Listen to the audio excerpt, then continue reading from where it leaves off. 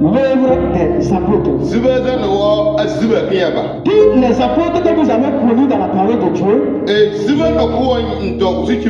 nous voyons les joueurs dans ce livre. Et autour de vous, ils ont introduit d'abord. Vous dites, vous ne pouvez pas commencer l'œuvre sans passer par la Pentecôte.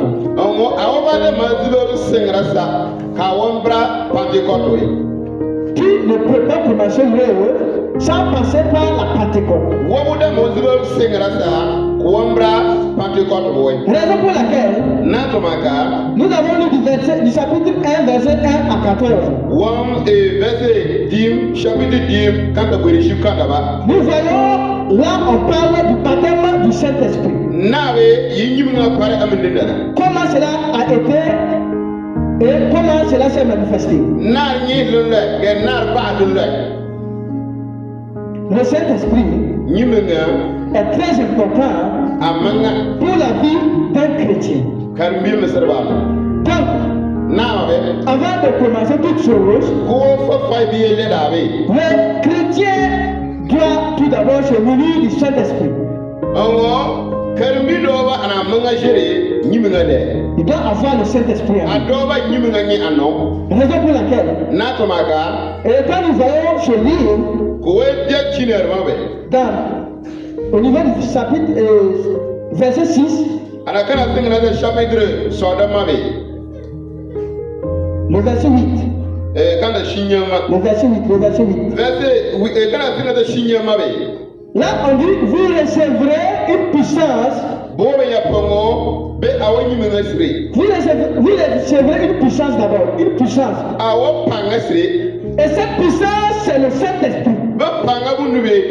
Et quand l'Esprit de Dieu va venir sur vous, vous allez être mes témoins. À Jérusalem, dans toute la Judée, dans la Samarie, et dans toutes les extrémités de la terre.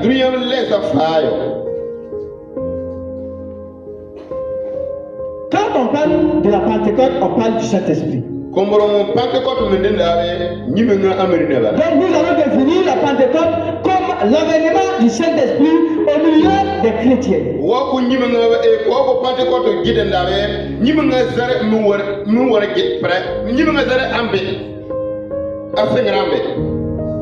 La venue du Saint-Esprit ou la manifestation du Saint-Esprit au milieu de ses enfants. C'est la Pentecôte. Et il n'y a pas un chrétien qui doit vivre sans la Pentecôte. Parce qu'au temps de Jésus, quand Jésus est venu, après la mort, quand il est ressuscité, il a vécu 40 jours au milieu de ses fidèles. Il a aidé avec ses disciples. Il les a enseignés pendant 40 jours. Pour les parler du royaume de Dieu. Pour les parler de la mission qui les est réservée. Mais quand les fidèles de Jésus étaient là, leur préoccupation, c'était quand viendra le royaume de Dieu. Parce qu'eux croyaient que Jésus était venu pour établir le royaume de Dieu.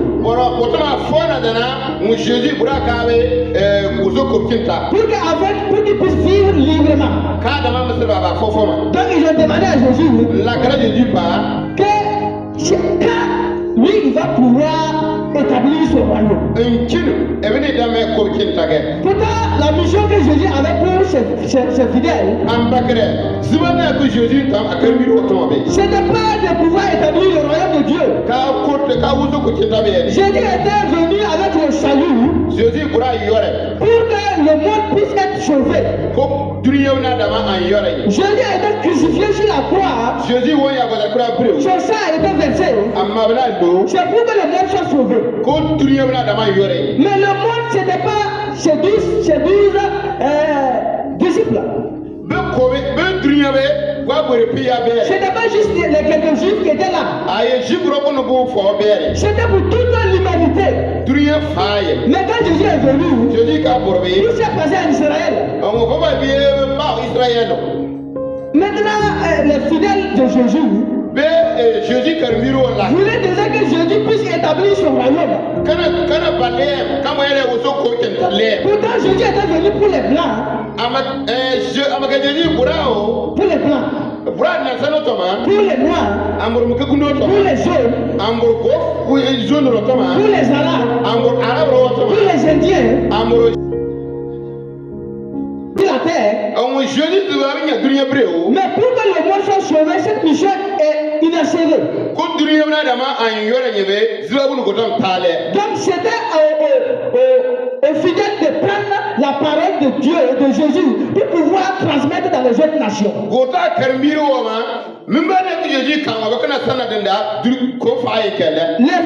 Les disciples devraient prendre la bonne nouvelle pour annoncer aux autres nations.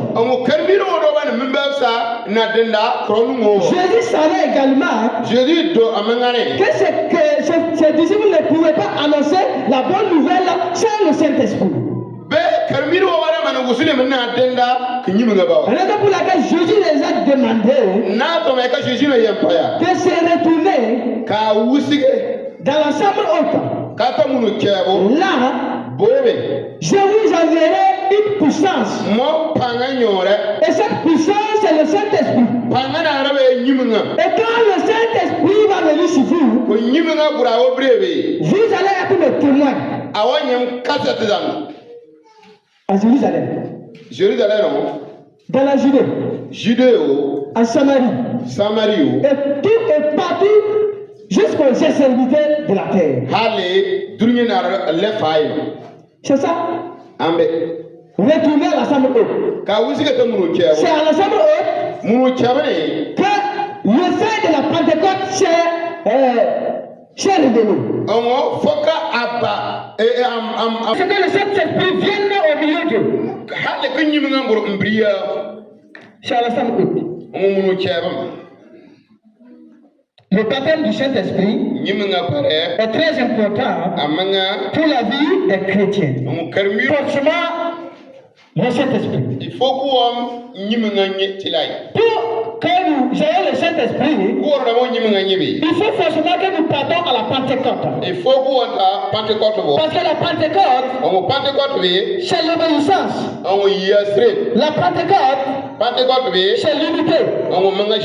La Pentecôte, c'est la persévérance. Je dis pour avoir le Saint-Esprit. Nous avons parlé du Saint-Esprit. Vous allez nous demander. Je vais faire quoi pour avoir le Saint-Esprit? Pardon, il faut me lire dans Acte 1, le 12 à 14. Acte 1, 12 à 14. En français.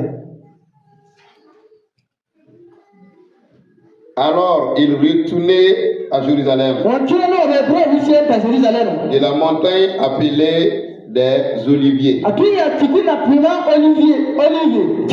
qui est près de Jérusalem, à la distance d'un chemin de sabbat. Quand il fut arrivé, il montait dans la chambre haute où il se tenait l'ordinaire.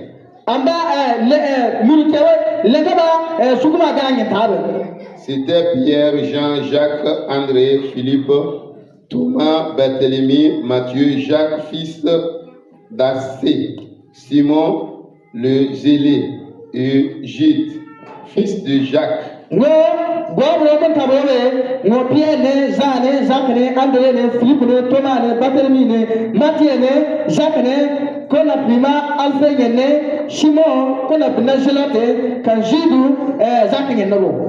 Toutes d'un connu d'accord et accord persévéraient dans la prière avec des femmes. Jésus les a ordonnés. Retournez à la chambre haute. Je vais vous envoyer le consolateur qui sera un guide pour vous. Qui sera celui qui va vous enseigner. conseiller. Il sera celui qui va vous conduire dans la droiture. Il sera celui qui va vous montrer le chemin. Qui sera celui qui va vous révéler la parole de Dieu. Qui sera celui qui va vous rappeler ce que vous avez oublié. L'enseignement que je vous ai donné pendant ces 3 ans. Et l'enseignement que je vous ai donné après ma résurrection. Les 40 jours que j'ai passé avec vous. Il y a un grand enseignement que je vous ai donné. Avec l'intelligence humaine, vous aurez certainement oublié certaines choses. Mais quand le Saint-Esprit va venir, le Saint-Esprit sera celui qui va vous révéler des choses cachées. Le Saint-Esprit sera celui qui va vous montrer la parole de Dieu dans son profondeur. Le Saint-Esprit va vous montrer le chemin à suivre. Le Saint-Esprit va faire que vous serez inébranlables. Vous serez des hommes forts.